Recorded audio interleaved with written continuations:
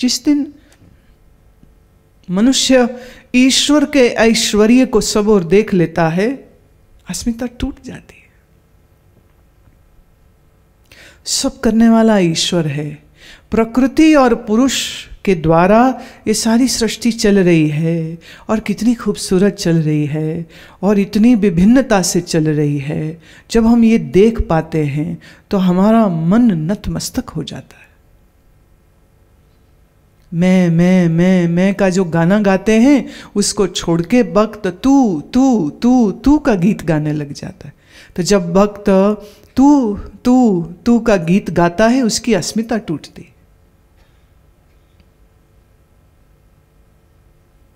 तो अस्मिता के कितने रूप हो गए? एक जब वो सुप्त है, एक जब वो सूक्ष्म हो गई, एक जिसमें वो विच्छिन्न हो गई।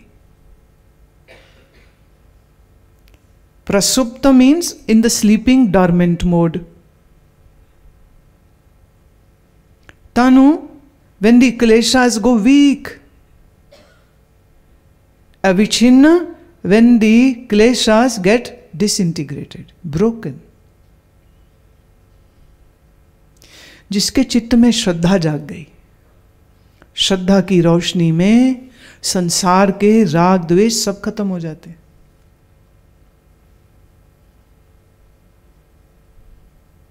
कैसे? गुरु भक्ति से।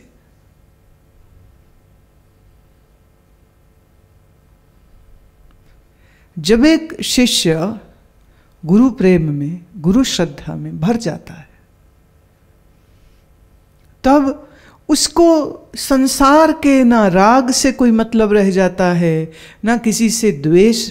क्यों? उसके मन में बस एक ही चीज चल रही है, गुरु का स्मरण। और वैराग्य को साधना है, अभ्यास को साधना है, त्याग वृत्ति को लाना है। फिर कोई दोस्त नहीं लगता, कोई दुश्मन नहीं लगता, क्योंकि इतना सोचने का समय ही नहीं।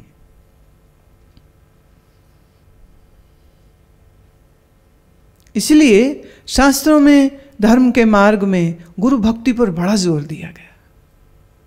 अब यह गुरु भक्ति है तो है, सिखाने पे तो सिखाई नहीं जा सकती। वाणी में जो इतना सुंदर आता है ना, गुरु गुरु गुरु कर मन मोर, गुरु बिना मैं नाही होर, गुर की टेक रहो दिन रात, जाकी कोई न मेटे दात, गुर जैसा नाही को देव। ये जो भावनाएं हैं, ये जो निरंतरता से मन में गुरु का प्रेम, गुरु की स्तुति, गुरु की वंदना, ये हमारे अस्मिता को तोड़ती है, संसार से राग को तोड़ती है। संसार से द्वेष भी नहीं हम कर पाते। क्यों करें द्वेष? आपकी लड़ाई किसी से क्यों है? कोई आपका धन ले जाए, कोई आपका मकान आपसे छीनना चाहे, कोई आपसे आपके जेवर छीनना चाहे, तो आपको दुश्मन लगता है वो। पर आपने अपने मन से सब छोड़ दिया। देखो ना, रामचंद्र जी और भरत जी की कहानी देखिए। रामचंद्र जी को माँ कैकेयी कहती है कि वनवास जाओ 14 वर्ष, और राजकाज में दूंगी अपने बेटे भरत को। रामचंद्र जी क्या कहते? वो खुश होते, हाँ हाँ दे दो दे दो। The stepmother is punishing Sri Ram, but Sri Ram is very happy that he doesn't has to be a king, and for 14 years he will live with Sant Mahatma, sages and yogis in forest. I'll have a great time. Thank you, mom. पर लक्ष्मण जी को ये बात समझ नहीं आई, उनको गुस्सा आता है।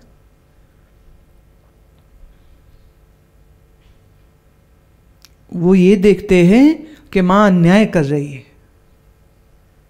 राम जी क्या देख रहे?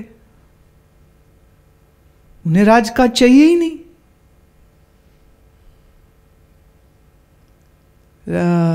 तुलसी जी कहते हैं कि जहां संत हो, तीर्थ हो, महात्मा हो, हे प्रभु मेरा वास वहीं होना चाहिए।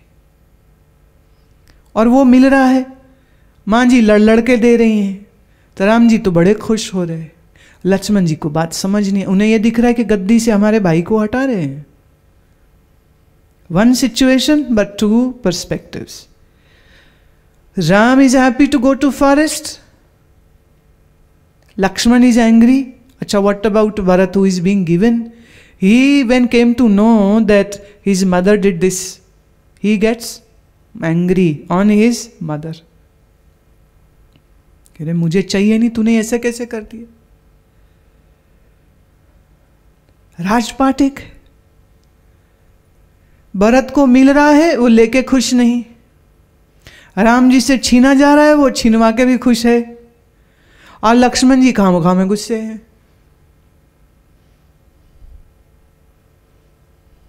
सोच के देखिए, राजकुमार हैं, गद्दी उन्हीं को मिलनी चाहिए और उन्हें नहीं मिल रही, तो राम को गुस्सा आना चाहिए, पर राम को गुस्सा नहीं आ रहा। क्यों? उनके लिए महत्व किस बात का है? संतों का महत्व है। वो कहते जहां जहां मेरे गुरु बसते हैं मैं वहीं जाके बसने लग जाऊं, मैं वहीं जाके रहने लग जाऊं। इससे सुंदर बात और क्या हो सकती है? राम को कौन प्यारे है? राम को संत प्यारे हैं। संतों के साथ 14 साल। अच्छा, इसको ऐसे देखो, if somebody takes away your whole business and says go to Rishikesh and do Ram Ram over there, will you be happy or you'll cry?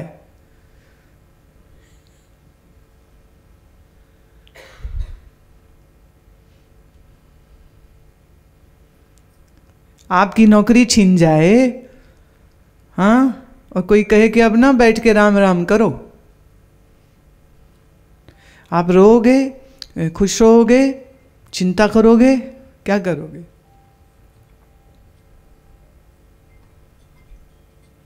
क्या करोगे?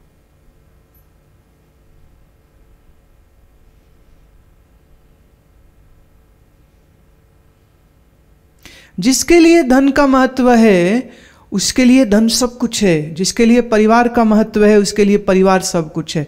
But there is a situation in many bhaktas' life that their family was taken away, their money went away, their social status went down, and then did they cry? No.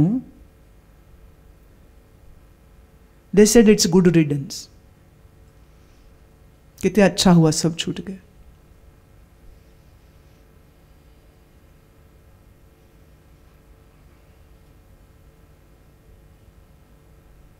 क्यों? ऐसा कोई कैसे कह सकता है? ऐसा कोई तभी कर सकता है ना जब उसके पास इन सब चीजों से ज्यादा कीमती कोई चीज है।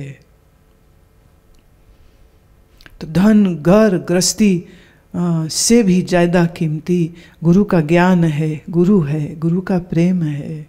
ये है मेरे पास, बाकी सब रहे ना रहे, नो वरीज।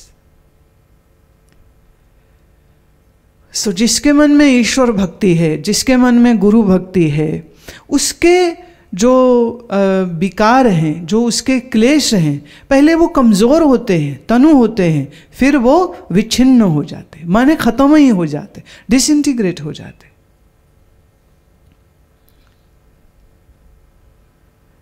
अब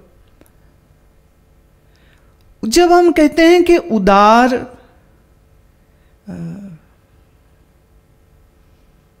तो उदार का अर्थ क्या है? उदार का ऐसे समझिए कि एक समय में एक क्लेश दब गया है, दूसरा एक्टिव हो गया है।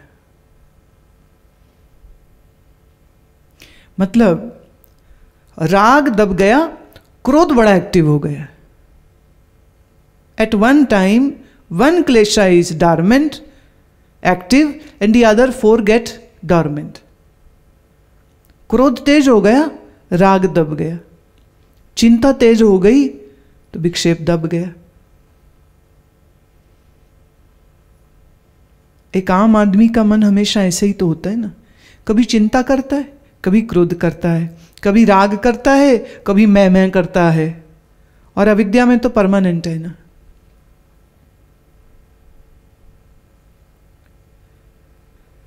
अब कभी कभी क्रोध बढ़ गया, राग द्वेष दब गए, और कभी कभी द्वेष बढ़ गया।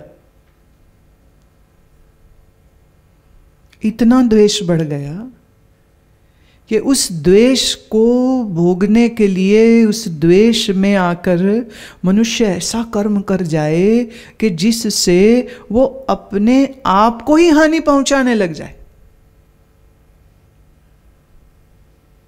देखा ना आपने, कभी किसी को गुस्सा आया हो ना, तो वो कहते चाहे मर जाएं पर हम छोड़ेंगे नहीं।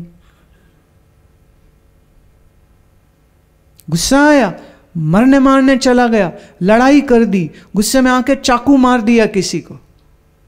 उस समय उसने सोचा नहीं कि इसका अंजाम क्या होगा। भाई किसी को इतना नुकसान करोगे तो पुलिस बैठी है, सजा देगी। आप जेल में जो लोग बैठे हैं, अगर उनकी कहानी सुनेंगे तो वो सबका ये कहना है कि बड़े जोर से गुस्सा आया, सामने वाले को मार दिया। अब लगता है कि काहे मार दिया।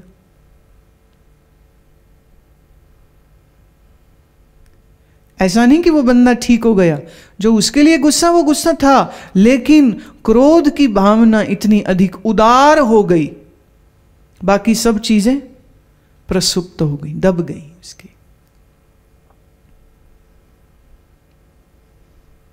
तो कभी तुम्हारे चित्त में द्वेष एक्टिव हो जाता है, कभी राग एक्टिव हो जाता है, और कभी अभिनिवेश। अभिनिवेश क्या है? मृत्यु का भय।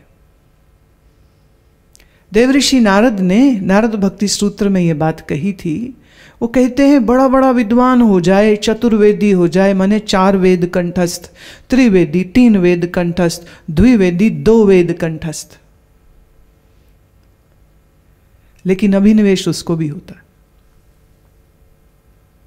मरने का डर।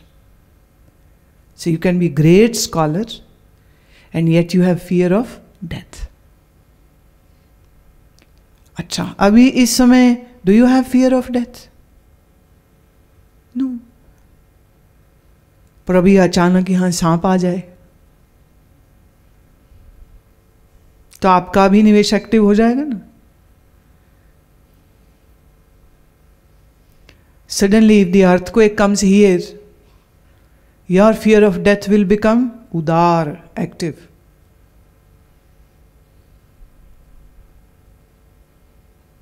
आप डॉक्टर को दिखाने गए, पेट में हल्की सी दर्द हो रही, उसने कहा अल्ट्रासाउंड करो, अल्ट्रासाउंड किया, ट्यूमर निकला, ट्यूमर बायोप्सी करी, कैंसरस निकला, आ गया ना अभिनिवेश।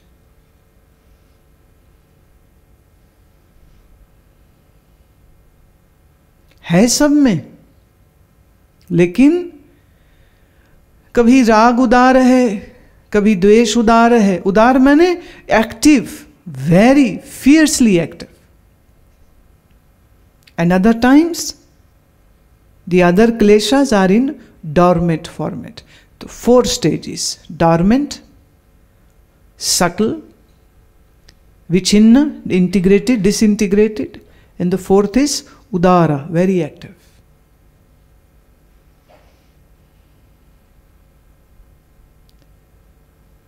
जब आपके कपड़े पे कुछ गंदगी लग जाए, एक है सामने से दाग दिख रहा है, साबुन लगाओ, धो, पर कभी कभी दाग बड़ा गहरा होता है, फिर साबुन लगा के धोया, निकल ही नहीं रहा। किस दाग को धोना आसान है?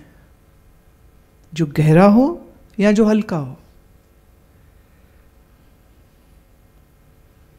गहरा हो जाए तो कई बार धोने पर भी वो साफ नहीं होता। तो हमारे चित्त में ये जो क्लेश हैं, ये वीक हो तो हटाने ज्यादा आसान, उदार हो तो बहुत मुश्किल, और प्रसुप्त हो तो पता ही नहीं किस समय कौन सा जग जाएगा।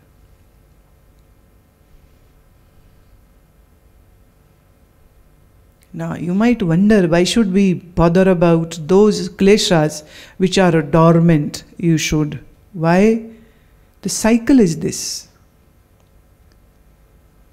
You see something, image of that thing goes deep into your subconscious. Then mind will be pushed, a wave of memory will be created, and your mind will desire, I have to have this because it will give me pleasure. Then you run after it. With great difficulty you get it. But it doesn't turns out to be that sweet as you had thought. Then you experience pain, misery. Then you want to run away from that. But this emotional trauma will also create an impression on your mind. And this impression will again create a wave of thought, of memory. Cycle goes on. ये कर्म का चक्कर है जो मैं बोल रही हूं. आपने कहा ये बंदा बड़ा बुरा है, मन में छाप पड़ गई द्वेष की, इस बंदे की याद आएगी, मन में क्रोध आएगा. क्रोध आएगा, क्रोध से आप कुछ हरकत करेंगे, गाली दी, फिजिकली किसी को इंजर किया, हार्म किया, वचनों से किसी को हार्म किया. हाँ, अब वो बंदा वापस कुछ करेगा, फिर आपको दुख होगा, फिर आपको दुख होगा, फिर आप उसे और दुख देना चाहेंगे. अब दुख देना एक कर्म हो गया. When you speak ill of somebody, it is a bad karma. The person might be the villainess of villain, but you have no right to speak ill of anybody.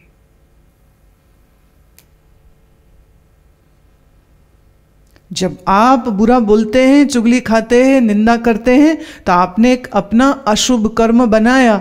ये अशुभ कर्म तुम्हारे चित्त पर एक छाप छोड़ेगा. ये छाप के प्रभाव से मन में दुख की उत्पत्ति होगी, क्योंकि वो स्मृतियां बन बन के बार बार आएगा.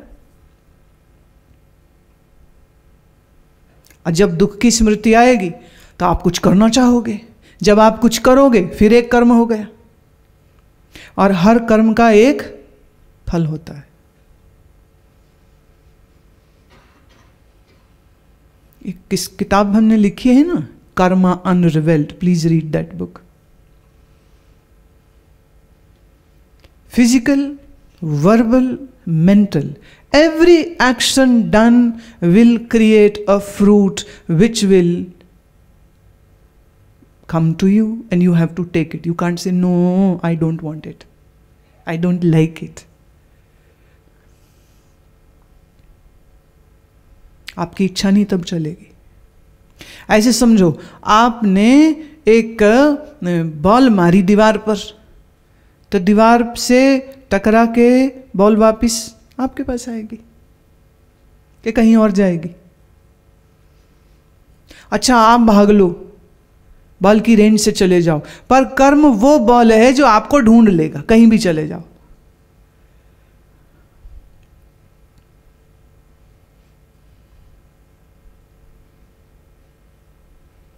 दुख पाप कर्म का फल है, सुख पुण्य कर्म का फल है.